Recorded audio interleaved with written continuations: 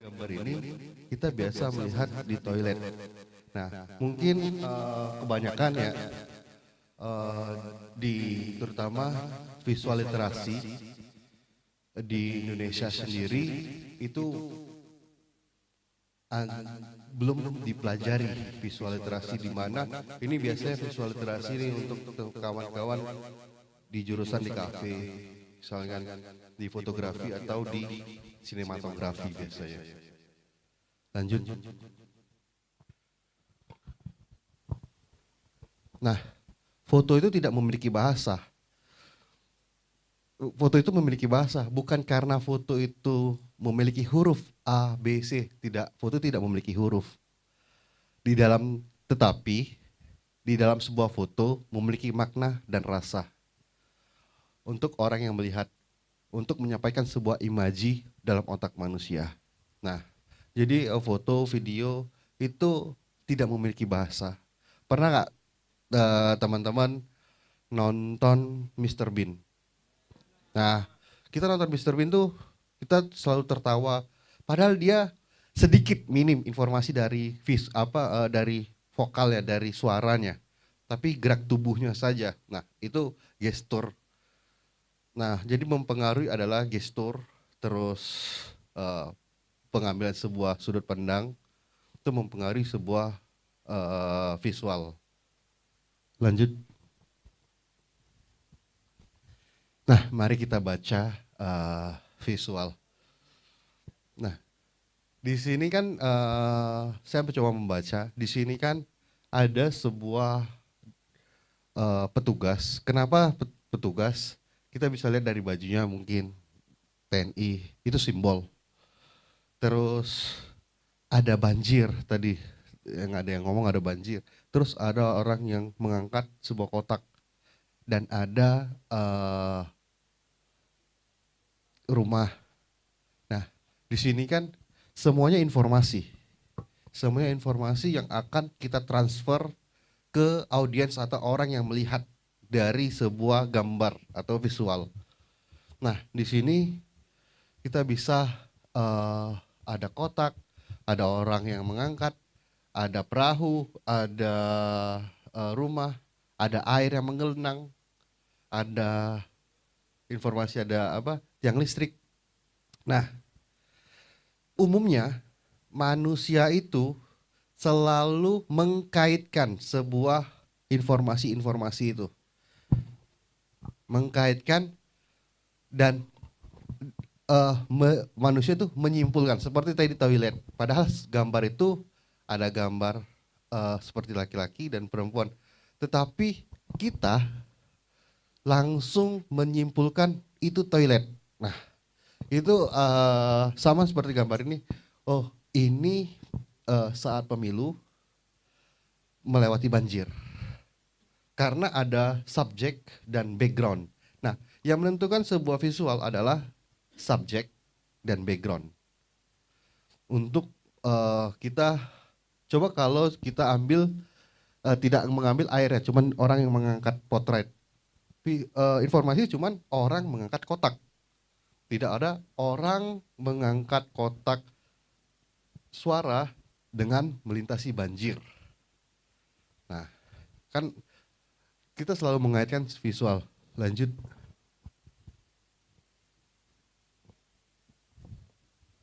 Kita coba yang kedua. Nah, ini ada sebuah helikopter. Terus ada asap. Terus ada orang yang menyiram. Nah, dari 3 elemen sebuah visual ini, kita mencoba, nah tadi ada pemadaman. Nah, pemadaman kebakaran hutan. Karena apa? Karena itu biasanya kebakaran hutan itu identiknya ada simbolnya tuh di otak kita pasti helikopter waterbombing.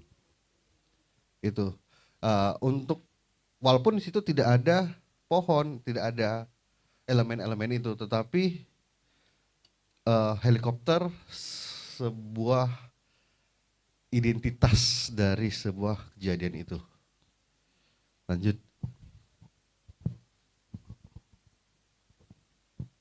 Nah, ada yang bisa bantu jawab kah? Ini bisa teman-teman mungkin mau mencoba belajar membaca sebuah gambar atau literasi.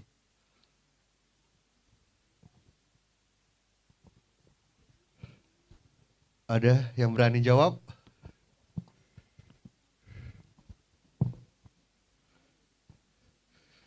Coba Mbak Jilbab itu deh, yang kerudung putih. Iya yang noleh itu. Iya, coba bisa bantu jawab.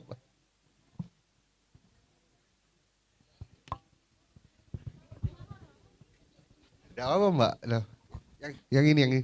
Nah itu boleh.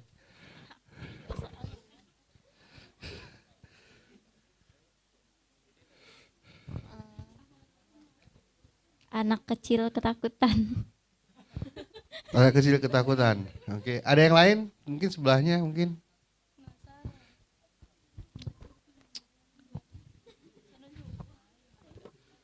Nah ini. Anak kecil lagi melihat api. Kebakaran. Gak apa-apa, jawab aja. Ada bisa bantu lagi? Satu lagi. Jadi apa ya? Anak kecil tersebut melihat api atau kebakaran. Oke. Jadi tadi yang pertama tadi ya.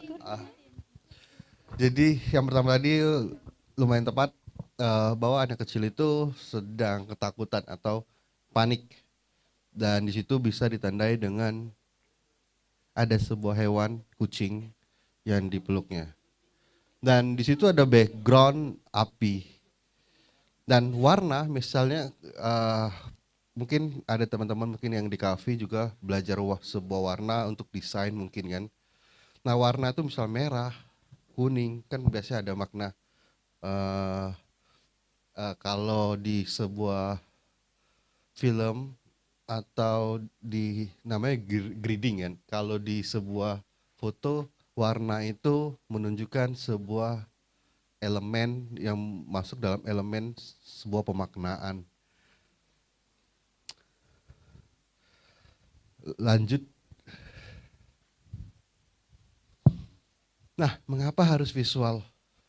Karena sejujurnya kita sebagai manusia itu bukan huruf yang kita baca, tetapi sebuah visual. Kenapa? Mungkin teman-teman lihat di lampu merah loper koran selalu menjajakan foto atau sebuah visual gambar. Karena otak manusia cepat menangkapnya 60.000 kali lebih cepat daripada teks.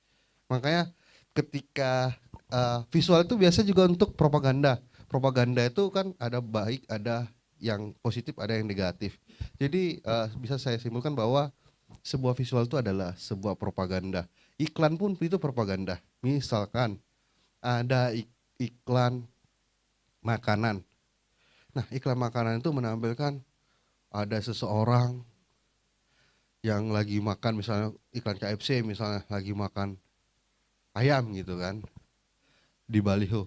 Nah, tujuannya kan untuk agar kita audiens yang melihat, wah sepertinya enak ya ayam itu. Nah itu gunanya visual.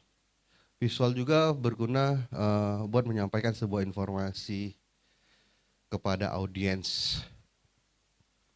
Nah jadi visual itu lebih cepat nangkep daripada teks. Makanya sebuah iklan, sebuah informasi lebih cepat, seperti toilet tadi, lebih cepat dengan sebuah gambar.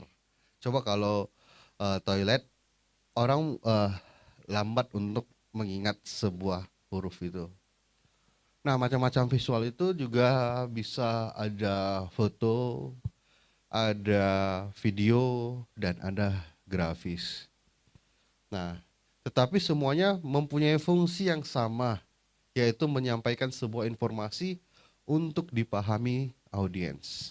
dan ada sebuah informasi seperti grafis tadi kan, misalnya toilet. Coba kalau di misal di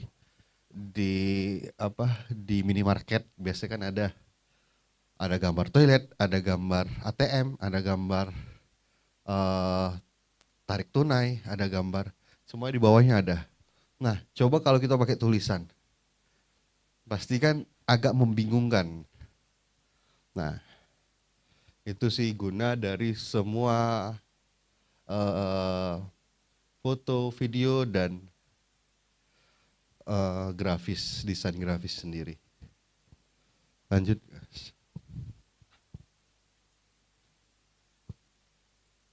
Nah, mungkin bisa play. Nah, ini saya mencoba menghubungkan antara audio visual, visual, foto, video, dan audio. Coba saya gabungkan menjadi sebuah. Ini saya kemarin ini saya mewakili Tribun, waktu itu mendapatkan grant dari Permata Bank banyak foto untuk mengerjakan sebuah proyek di Sumatera Selatan.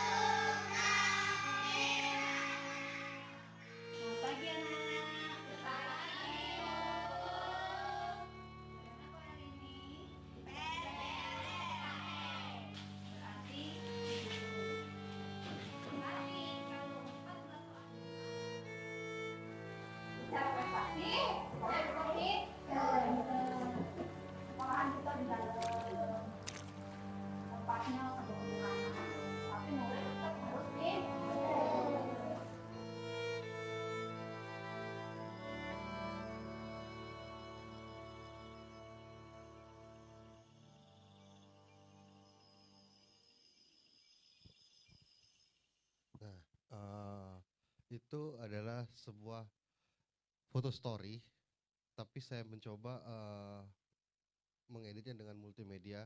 Jadi ketika prosesnya, karena audio itu sendiri meningkatkan imajinasi otak manusia. Kayak misalnya ada gambar becek, ketika ditambahi audio seperti becek, nah itu kan ada menambahkan rasa. Tetapi terkadang ada juga yang salah tempat untuk menambahkan audionya. Nah, itu tadi penggabungan antara foto, video, dan audio yang semuanya sih sebenarnya dikerjakan berbarengan. Tetapi ketika saya memotret, saya mungkin merekam dari HP, apa atmosfer sebuah kelas itu, terus ada suara becek atau suara malam.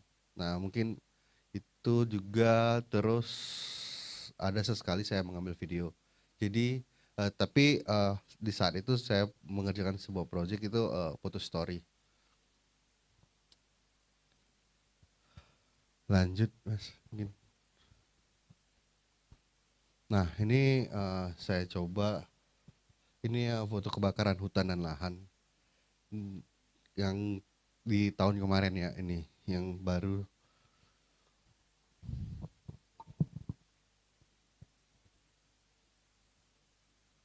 Spasi.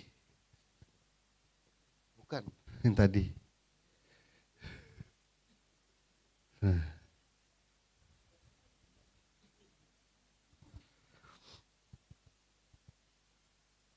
play.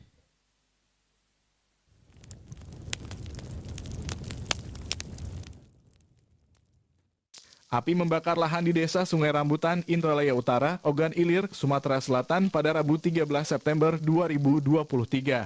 Petugas gabungan dari Manggala Agni Daops Banyuasin, Daops Lahat, BPBD Ogan Ilir masih terus berupaya melakukan pemadaman kebakaran lahan di daerah tersebut. Kebakaran ini dari jam berapa ya Pak ya? Kalau yang ini titik ini baru sekitar lebih kurang jam 3 sore. Jam 3 sore Pak ya? Di Desa Rambutan ini Pak ya? Desa Rambutan sendiri kemarin kan kebakaran. Berapa luas Pak kebakaran di Desa Rambutan? Kalau wilayah Desa Rambutan kemarin sudah terbakar lebih kurang 75 hektar. Dan ditambah hari ini kita belum bisa memprediksi karena kita masih sedang melakukan pemadaman. Pak, berapa personil Pak ini Pak bantu pemadaman ini Pak? Personil Manggala Agni 60 orang terdiri dari 4 regu ya, jadi 2 regu dari Daop Manggala Sumatera 14 Banyuasin dan Manggala Agni Daop Sumatera 15 Lahat. Selama ini kebakaran ini bisa diketahui karena apa Pak? Kalau penyebab kita kurang ini ya dapat info bahwa tapi ini yang jelas pasti ulah manusia. Kebakaran lahan di Ogan Ilir tersebut mulai merambah ke perkebunan dan pemukiman warga. Pantauan di lapangan api hanya berjarak 50 meter dari pemukiman warga. Warga yang rumahnya terancam terbakar terpaksa berjaga agar api tidak merambat dan ada juga mengungsi ke tempat yang lebih aman. Masalah api itu tidak perlu lah kita jaga-jaga rumah, tidak bisa bantu. Cuma asapnya itu Pak, tidak bisa bernapas kita. Nggak bisa bernapas Pak ya?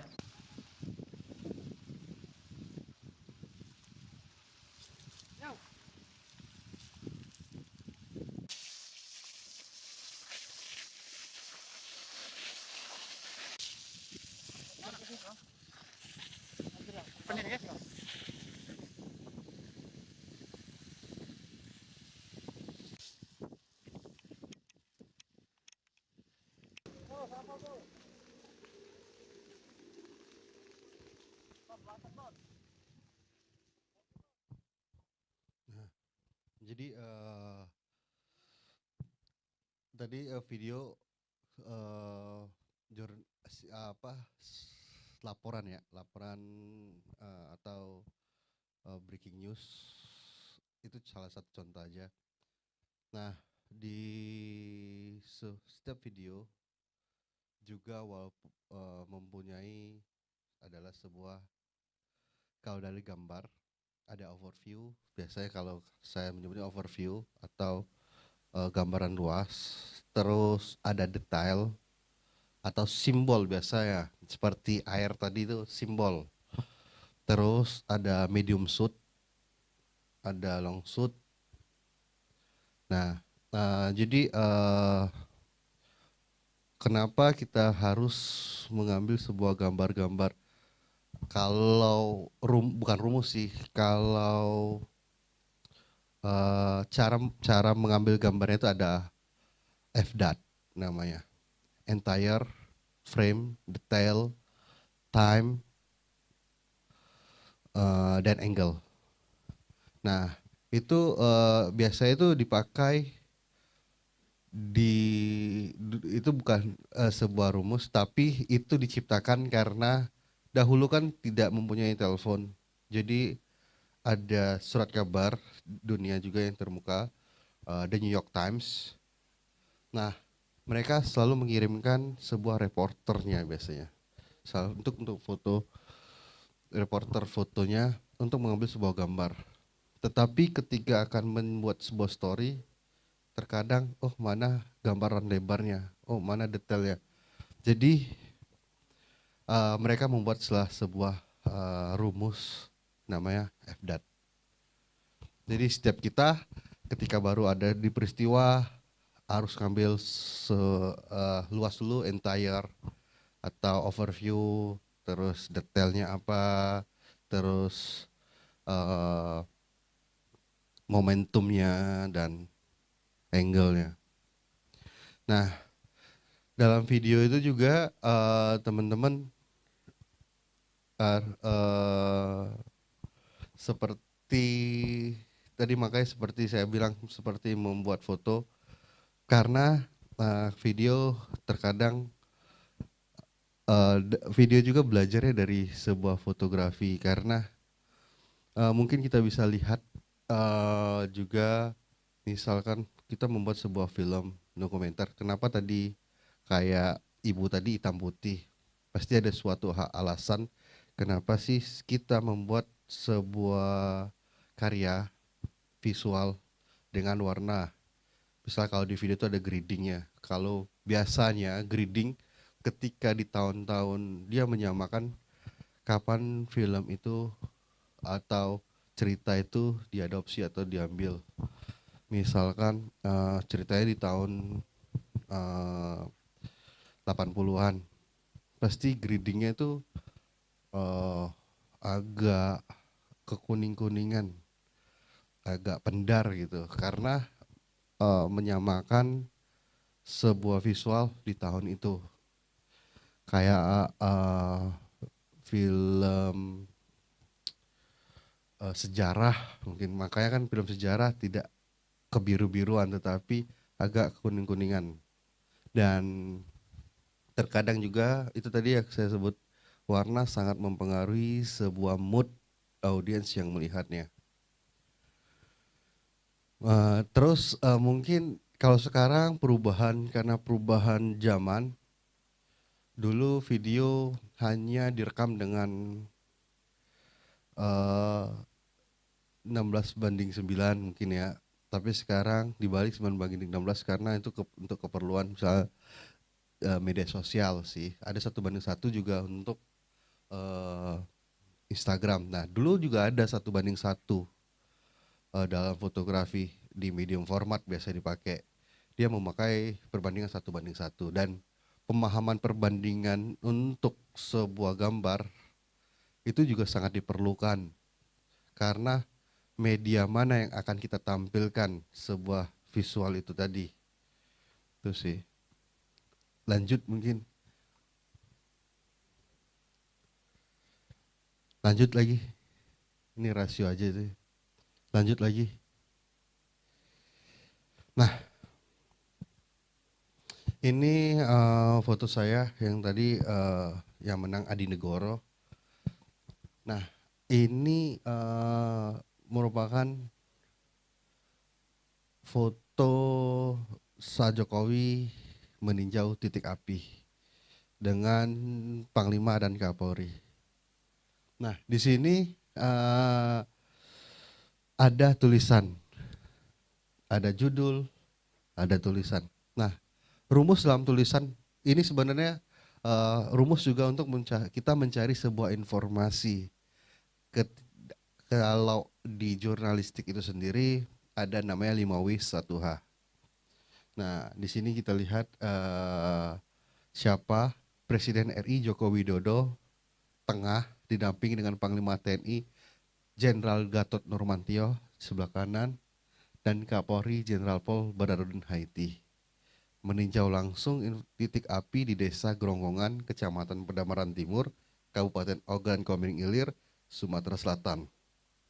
Indonesia, ada kapannya itu minggu, tanggalnya ada, dan ada how-nya.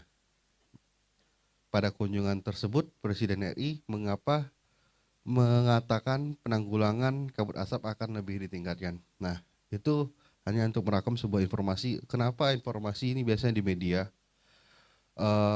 harus disampaikan 5W1H karena untuk agar audiens tidak salah terjemah sebuah gambar itu, tidak salah tafsir dari sebuah gambar itu atau visual. Kalau video kan berbeda, dia ada dubbingnya, terus ada langsung ada wawancaranya seperti tadi, terus ada gambaran suasananya. Lanjut. Nah ini sama, ini ada captionnya juga dan ada visualnya, tunanetra sedang melakukan menggunakan hak suaranya. Lanjut. Nah ini tadi 5W1H. Ada who, siapa yang ada dalam sebuah foto.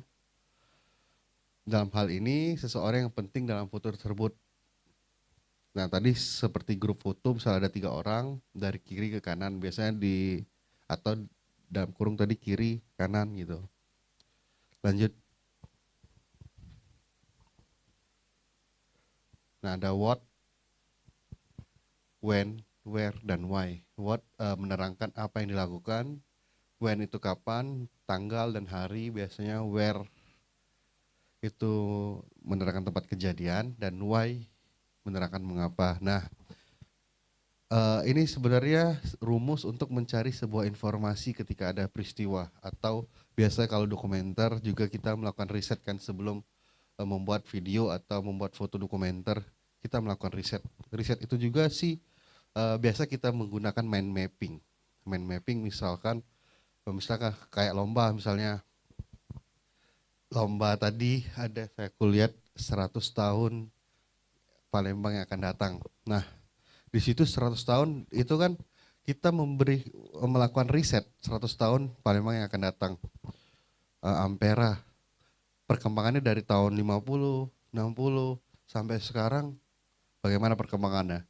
Dan kita kan mencoba mengimajinasikan sebuah informasi itu, oh mungkin Ampera seperti ini ya. Dan sekarang saya sering lihat Ampera, tahun sekian.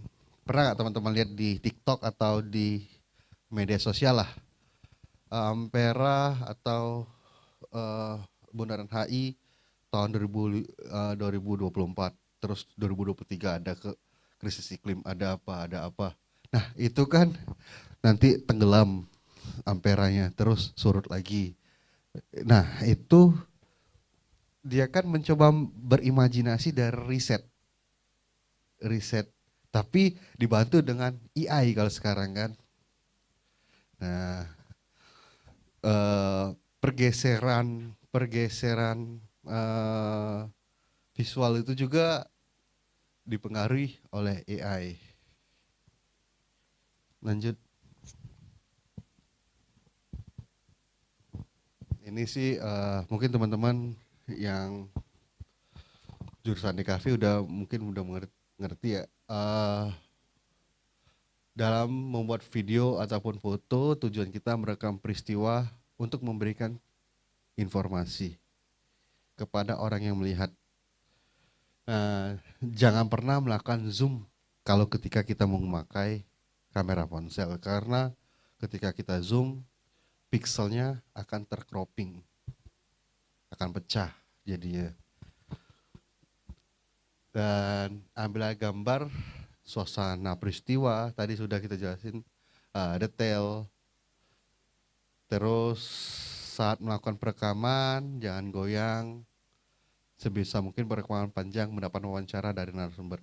Nah terkadang jangan goyang ini, ketika kita rekam misalnya goyang kan membuat mata audiens itu jadi pusing ya. Kita melihatnya, ini apa nih goyang, min, ada ini min, ada kecelakaan min, tapi goyang gambarnya, gak tahu mana gambarnya, min, ada kebakaran min, tapi bukan kebakaran. Terkadang juga kamera dibalik, gambar dia kan, min, ada ini min. Jadi kan kita informasi tidak tersampaikan dengan jelas dan tepat. Berikan narasi yang jelas dan ringkas. Nah ini penting sih ketika teman-teman, karena di sekarang itu kan ada undang-undang ITE. Instagram itu media sosial itu adalah keran memang untuk mendapatkan sebuah informasi dengan cepat. Tetapi terkadang kita yang melakukan, saat adik-adik yang kalau wartawan itu dilindungi dengan undang-undang pers ketika. Nah, tetapi kalau teman-teman ketika mengupload dan itu informasinya salah, ketika orang tidak senang, itu bisa ada undang-undangnya kan. Walaupun sekarang kemarin saya dengar juga undang-undang itu sudah dihapuskan. Nah, itu tadi gunakan bahasa yang mudah dipahami, terus tidak menyampaikan berita-berita yang sampaikanlah yang akurat, yang sesuai dengan apa yang kita dapat di lapangan atau kita riset. Apabila wawancara harus mengetahui nama, jabatan, dan umur. Lanjut.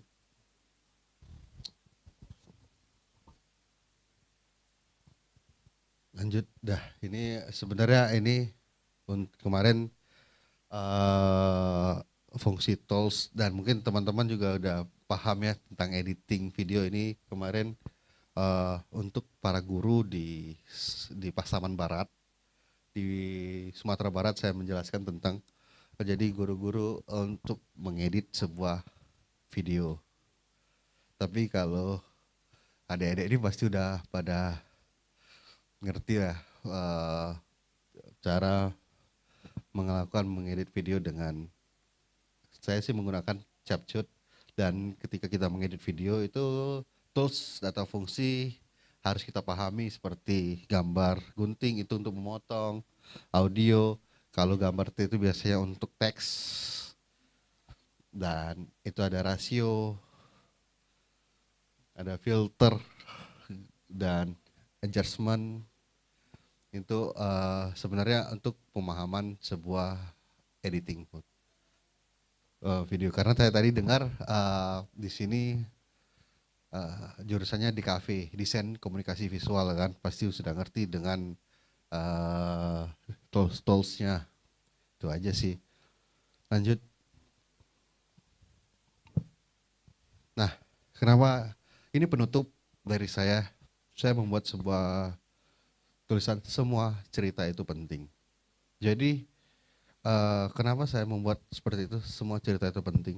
Karena tidak ada cerita yang tidak penting ketika kita mendalami sebuah peristiwa itu atau kita mendalami sebuah riset. Nah, buat teman-teman kan ini kan di kami misalnya membuat sebuah film, membuat sebuah dokumenter juga. Terkadang kita misalnya kita ada sebuah tema Ampera. Bagi kita Ampera udah biasa, mungkin bagi kita. Tapi ketika kita mendalami sebuah riset, kita kembali lagi sejarah, dia berdiri tahun 65, terus bagaimana perubahannya, ada corak warna yang berubah, ada berapa. Itu semakin kita banyak dalam meriset, maka akan semakin menarik cerita kita. Karena pesan saya sih untuk teman-teman kita ketika membuat film atau dokumenter, jangan pernah melihat di atas gunungnya, tetapi lihatlah di bawah gunungnya yang tidak terlihat oleh orang lain. Mungkin dari saya itu saja. Terima kasih. Assalamualaikum warahmatullahi wabarakatuh.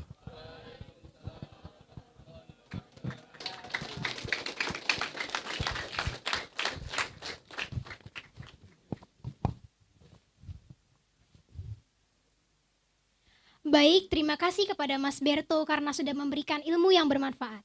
Acara selanjutnya adalah sesi tanya jawab. Bagi yang ingin bertanya, dipersilakan, kami akan memberikan 3 kesempatan untuk bertanya.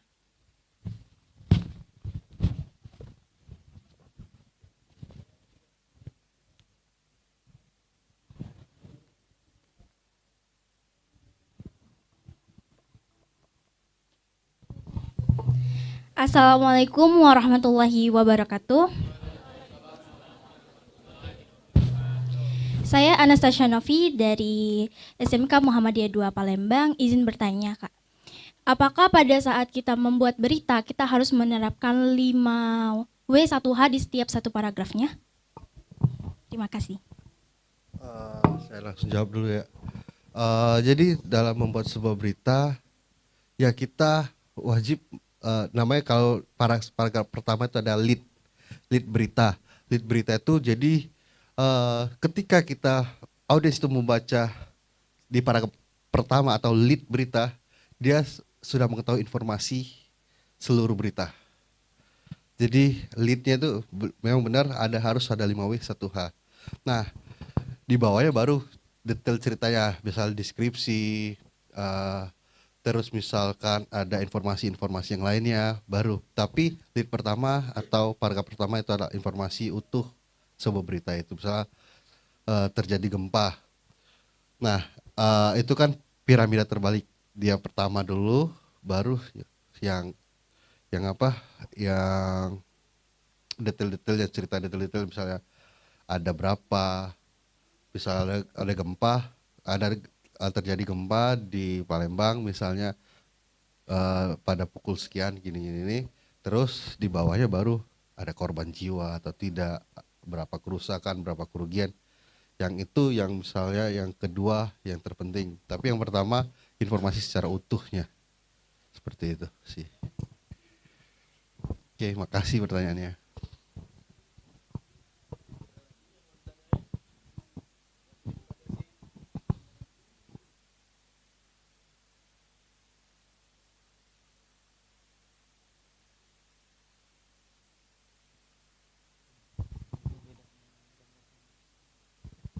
Assalamualaikum warahmatullahi wabarakatuh. Perkenalkan, saya Fadil Perdana. Saya dari SMK Negeri 7 Palembang. Izin bertanya, Pak. Ini, Pak. Apa bedanya gambar dan tulisan pada gambar visual, Pak? Itu aja, Pak. Gambar dan tulisan. Nah, kalau tulisan itu kan kita sudah jelas, misalnya SMK berapa sih, ratusan siswa dari atau puluhan siswa dari SMK Negeri 5, terus Muhammadiyah, terus SMK Negeri 7 hadir dalam acara Goes to School and University dengan tema menatap Palembang 100 tahun lagi pada tanggal, misalnya hari ini tanggal 26 Maret 2024 tulisan. Tetapi kalau visual tanpa tulisan, saya lagi menyampaikan materi tadi di depan, terus diambil ada gambar saya dan teman-teman juga semuanya. Nah, di situ hanya literasinya ada seseorang yang menyampaikan informasi kepada audiens. Nah, itu sih. Nah, karena itulah terkadang tulisan membantu sebuah foto, dan foto itu ketika sudah ada dan tulisan itu bukan tidak perlu ya, tapi ada sedikit teks mungkin. Nah, sama kayak galeri seni, misalnya lukisan. Kenapa terkadang tidak ada penjelasan di dalam, nanti penjelasannya cuma kecil gitu di pojok. Karena si seniman atau pengkarya tidak mau sebuah karyanya terdistrak atau tulisan itu menjadi orientasi atau acuan daripada sebuah karya itu. Nah, jadi kayak dia manusia tuh mempunyai, makanya visual literasi di Indonesia itu sangat minim, karena tidak tahu juga ya kurikulumnya tuh, mungkin nggak tahu teman-teman di kafe ada belajar visual literasi. Nah, untuk universitas saja terkadang komunikasi dia hanya mempelajari sebuah teks, tetapi kalau di luar setahu saya dia mempelajari visual literasi dari warna, seperti dispenser itu kan ada warna merah dan biru, ada semua, ada warna merah identik dengan panas dan biru identik dengan dingin. Nah, itu secara tidak langsung kita tuh sudah belajar visual literasi. Nah, jangan heran ketika ada datang ke pameran foto story di Jakarta, ada sebuah anak kecil yang tertawa melihat sebuah foto, tapi orang-orang dewasa tuh melihat itu biasa saja. Nah, berarti imajinasi dia itu lebih tinggi dari kita. Baru-baru ini yang menarik bagi saya sih, di Kompas kalau tidak salah ada wawancara di Kompas, bahwa literasi itu untuk membaca sebuah novel. Kalau novel itu kan membagikan sebuah imajinasi kita. Eh, Bagaimana di situ, kalau saya dulu tuh sering baca novel karena di situ detail dijelasin dan membuat oh kira-kira suasana begini ya. Nah itu meningkatkan imajinasi. Jadi literasi sekarang itu kebanyakan memang perubahan era, lebih banyak ke TikTok, ke snack video yang mereka tidak untuk melakukan atau berfantasi dengan imajinasinya membuat sebuah karya.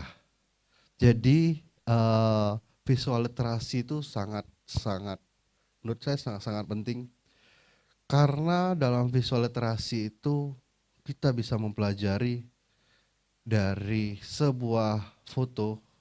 Untuk belajar visual literasi itu biasanya membaca sebuah novel atau membaca sebuah karya lah, buku, terus membaca foto, mencoba. Kalau saya dulu mungkin selama 2 tahun lebih ya, saya setiap malam melihat sebuah foto dari fotografer terkenal dari luar. Karena kan sekarang tidak ada pembatas lagi, zaman internet sudah canggih sekarang. Saya tanpa melihat teks, apa sih yang akan disampaikan kepada audiens ketika gambarnya ditampilkan. Saya selalu membaca itu. Oh begini. Dan ketika menonton sebuah film juga, saya selalu melihat apa sih yang akan disampaikan. Ada sebuah detail, gambar detail. Oh ini yang akan disampaikan. Itu sih. Jadi semakin kita banyak membaca, karena video, foto itu bukan hanya berbicara teknis, tetapi ada sebuah pengetahuan lain dari itu lebih penting. Misalnya teman-teman ingin membuat sebuah cerita tentang Palembang, bukan hanya teknis pengambilan foto atau pengambilan video, oh harus gambarnya begini-begini, tetapi ada lebih penting, yaitu pesannya. Pesan itu diangkat ketika teman-teman tadi riset dan pengetahuan tentang itu lebih banyak. Misalkan tentang perubahan iklim misalnya. Nah, ketika teman-teman perubahan iklim membuat sebuah foto atau video dokumenter, tapi teman-teman hanya tekniknya begini. Tapi kan kita harus mengetahui apa sih perubahan iklim itu. Dan dari teks yang lebih sulit itu, lebih dari teks ketika di transfer menjadi gambar atau image atau visual, dari teks ke visual. Misalkan gambaran harapan, hope, harapan, bagaimana sih visualnya dari harapan itu? Nah, ketika kita membuat visual literasi, harapan apa sih yang tergambar di otak-otak kita untuk menyampaikan sebuah harapan? Mungkin ada orang mendongak ke atas ketika malam dan kita ngambil dari bawah siluet dan banyak bintang, melambangkan sebuah harapan ke depan. Itu mungkin hanya sekedar sebuah bintang-bintang ketika malam. Nah, itu dari harapan menjadi sebuah imajinasi, sebuah gambar. Atau misalkan lagi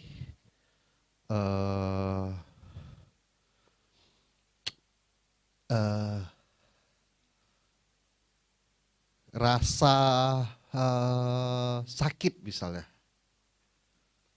atau rasa putus cinta lah, begitu, ya kan? Buat teman-teman kan misalnya rasa putus cinta, bagaimana sih? Terkadang imajinasi selalu dengan bunga mawar, cinta dengan bunga mawar. Menurut saya salah.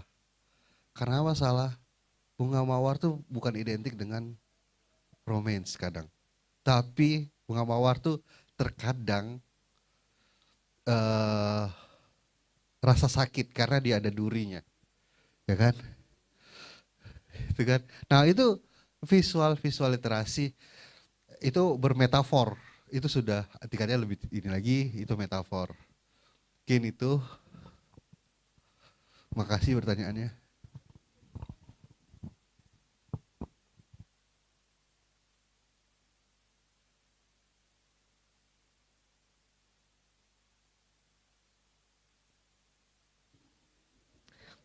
Tes tes.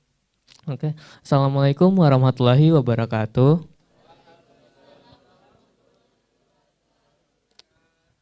Perkenalkan, nama saya Arya Fandi Julianto dari SMK Negeri 5 Palembang. Izin bertanya Pak, bagaimana cara melatih agar supaya saat men-syuting video dapat dilakukan dengan baik dan benar Pak? Terima kasih. Terima kasih. Untuk men-syuting video, yang pertama ya, jangan goyang. Yang pertama itu ya. Kalau video kalau goyang jadi bingung kan? Itu yang pertama, itu sangat penting. Terus ini menyuting video yang tadi kita kan ada bicara angle, medium shot, long shot, detail. Nah, itu sebenarnya itu digunakan untuk sebuah keperluan menyampaikan informasi dari hasil riset kita. Misalkan sekolah SMK 5. Overview bisa pakai drone kan kalau sekarang kan. Bisa overview kalau dulu suasana SMA 5. Terus wah ini SMA 5. Terus masuk lagi belajar mengajar misalnya. Belajar mengajar di kelas ada seorang guru, terus medium shot guru, terus siswa. Terus ada detailnya.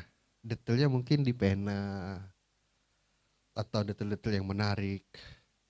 Nah, itu sih jadi sebuah gagasan. Jadi video itu kan adalah informasi frame to frame. Kalau foto kan satu frame, kalau video frame to frame. Frame ini nyambungnya ke frame apa untuk menyampaikan informasi. Misalkan frame-nya saya sendiri lagi menyampaikan materi, satu frame. Terus ada teman-teman siswa yang mendengar kan menyambung, oh ada pemateri walaupun gambarnya frame to frame, tapi informasi itu tersampaikan. Tetapi di video itu ada namanya itu transisi angle. Jadi ketika ngambil saya langsung ke teman-teman itu patah gambar ya. Tapi misal dari sini saya dari sini harus sambil dulu baru ke sini biar gambar itu tidak patah. Nah, tapi terkadang juga di film itu mengabaikan itu. Terkadang di film mengabaikan itu. Misalnya lagi lawan bicara dari belakang, kamera dari belakang, terus kamera dari belakang lagi, seperti TikTok, terus ada kamera dari sini, 2 orang kelihatan. Nah, kamera yang di sini, ini sebagai transisi ya sebenarnya, biar gambar tuh tidak monoton dan patah. Nah, di sini, kamera tengah ini sekali-sekali dia menyorot 2 adegan itu. Dan yang penting sih dalam video juga proses editing, atau dalam film dan video itu ada proses editing yang sangat inti dari sebuah mungkin membuat video dokumenter atau film dokumenter. Yang terpenting tuh di situ. Karena post processing itu sendiri dia menjahit lah. Seperti kita ada bahan dasar untuk dijahit menjadi baju. Baju itu bermacam-macam. Bisa baju t-shirt, bisa baju lengan panjang, dan bisa baju jas misalkan. Nah, semacam itu yang bisa kan editing dan sutradaranya atau direkturnya itu sih.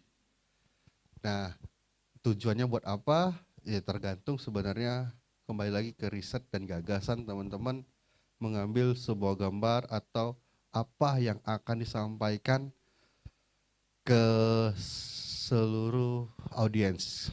Jadi apakah gambar menarik itu perlu? Sangat perlu. Karena apakah informasi itu juga perlu. Jadi terkadang orang berpikir yang penting tersampaikan, gambar jelek enggak masalah, yang penting terang dan tersampaikan. Itu pemahaman yang salah menurut saya. Karena bagaimanapun gambar yang bagus, visual yang bagus, dan informasi yang tersampaikan dengan baik. Itu sih yang terkadang juga dalam video tidak bisa sebuah visual itu, tadi saya juga jelasin, berdiri sendiri, pasti ada dubbingnya, ada informasinya dari voice itu tadi. Mungkin itu saja. Makasih pertanyaannya.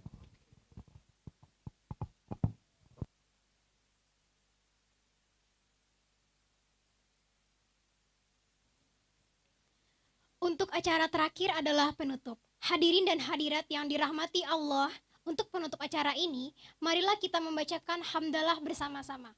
Alhamdulillahirabbil alamin. Kini tibalah di akhir acara. Saya selaku pembawa acara, mohon maaf sebesar-besarnya apabila ada salah kata dalam membawakan acara. Terima kasih kepada hadirin semua segala perhatiannya. Wassalamualaikum warahmatullahi wabarakatuh.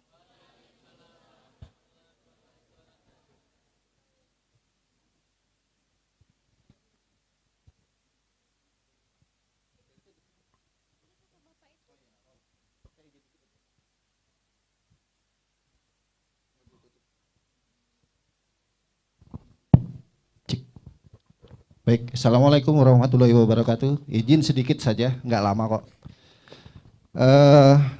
Terima kasih yang sudah hadir. Saya mohon maaf tadi mungkin tidak sempat menyapa dari SMK Muhammadiyah ya Pak ya.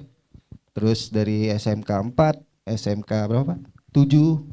Terus yang lain mungkin nggak sempat disebutkan namanya. Karena ini kita live di streaming di Tribun Sumsel dan Seripoko.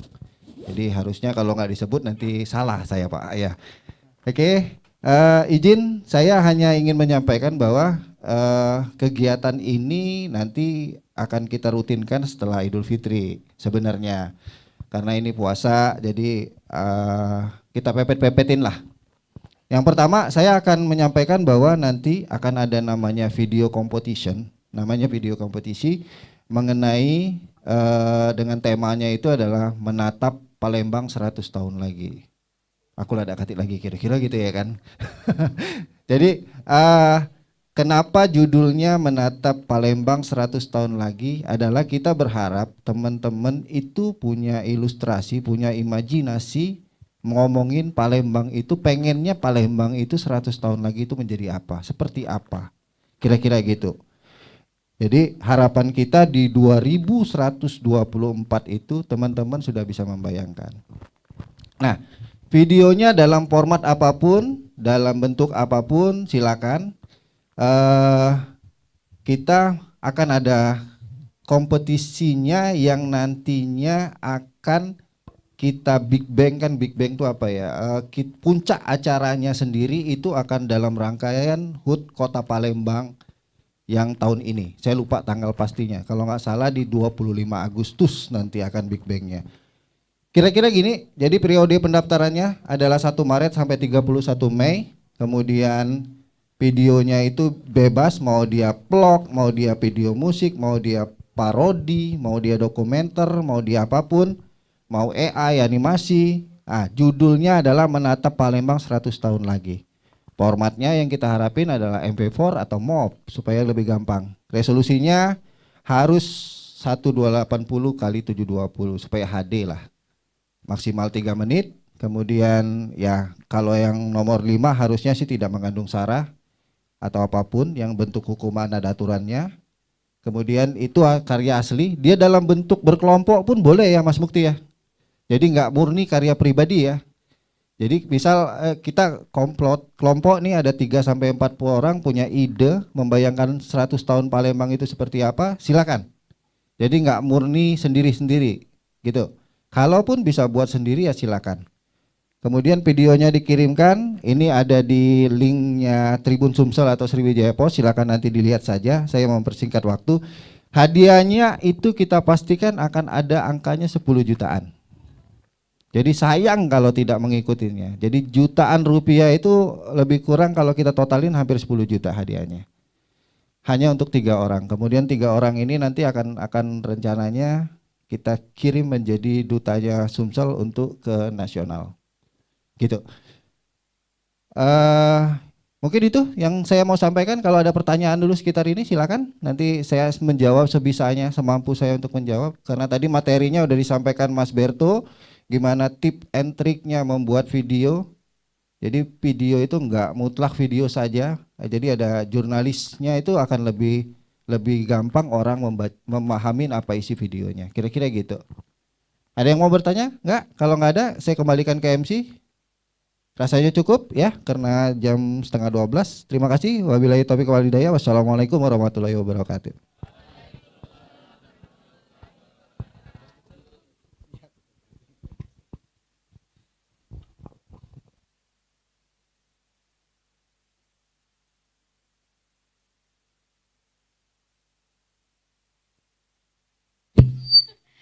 Untuk acara terakhir adalah penutup. Hadirin dan hadirat yang dirahmati Allah, untuk penutup acara hari ini, marilah kita bersama-sama membacakan hamdalah. Alhamdulillahirabbil alamin. Kini tibalah di akhir acara. Saya selaku pembawa acara mohon maaf yang sebesar-besarnya jika bila ada salah kata dalam membawakan acara. Terima kasih kepada hadirin semua atas segala perhatiannya. Wassalamualaikum warahmatullahi wabarakatuh.